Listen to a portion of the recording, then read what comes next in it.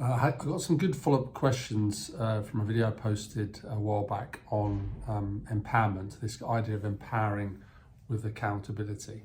And really, I got some really interesting questions. Okay, what's the process around how you think about what you can empower and what you can't? And we talked about the challenge often with leaders, that there is a sense of fear. And fear is a word that comes up a lot. So what stops you from empowering? It's the fear that something's going to go wrong, and then there's going to be some sort of comeback on you as a leader. So often there's a lot of pressure on leaders to say, look, chances are I can do this better than the person I'm going to empower. It might even be quicker if I do it. And so what a lot of leaders do is they default to actually doing it themselves, or they notionally empower somebody, but actually they've still got their hands all over it, and there's a perception that they're sort of a micromanager. So there's a real challenge for leaders, because they want their teams to be successful, they want people to fail, they don't want to fail. And so when you start to let go of things and extend accountability to other people, you've got to feel comfortable from a leader perspective that they're going to deliver.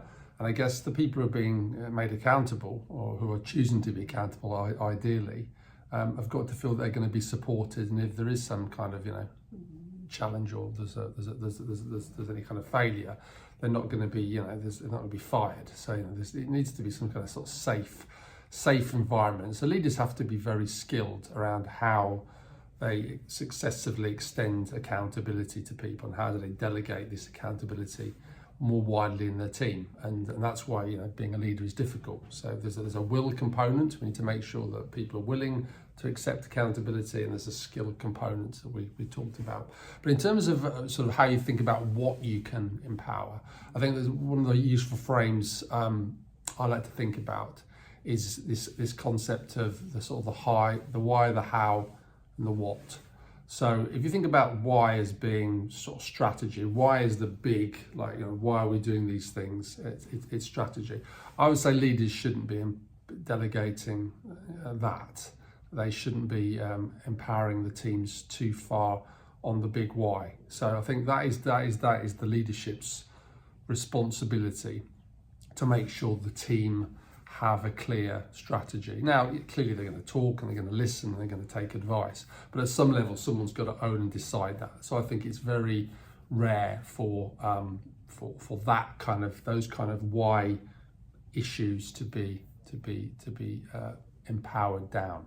So I'd say define the why as a leader. You hold that. That's your job. Once you've got the why, the how are you going to go after these things, whatever these things are?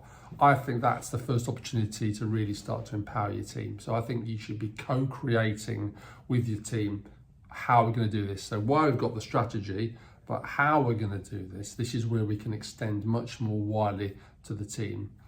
How we're going to operationalize this decision or this strategy. So define the why, co-create the how, and the what. So what are we actually going to go and do now? I think as long as the team are aligned on the why and the how, everyone's clear on the guardrails there, you can probably fully empower the what. You just don't need to get into that as a leader, because the chances are the team below you are technical experts. They're probably much closer to the issues and the solutions than you are. You don't need to worry about the what, as long as you're clear with them around the how and the why. So those guardrails are in place. You've created this sort of imagine a sort of metaphorical sort of box. Whatever happens inside the box, they're free to do what they like. So it's freedom within a framework, I guess, is the way to think about it. So that for me would give you a more simple lens to figure out exactly where and how you can best empower. And I guess the other message I would give is that this is by definition going to feel uncomfortable. I don't think I've ever met a leader who hasn't felt some level of discomfort around empowerment. And there's a whole lot of reasons why that might be the case, which we can go into another time. So I would say, as a leader, if you've got clarity around this, define the why, co-create the how, empower the what, and you're really clear with your team about will and skill, so you've really thought about this, then I would say when you get to the empowerment of the what, empower to the point of like discomfort and then go a bit further. So you want to be quite uncomfortable. And that's probably good, because if you're uncomfortable, there's a good chance that you are fully empowering people. If you're feeling comfortable, there's a good chance you're not empowering people. So this is where I say to my clients, this isn't supposed to feel comfortable sometimes. You're on the edge, right on the edge of discomfort, because that's the place where probably the most development is going to happen for you as a leader, and certainly for your teams. So I hope that helps.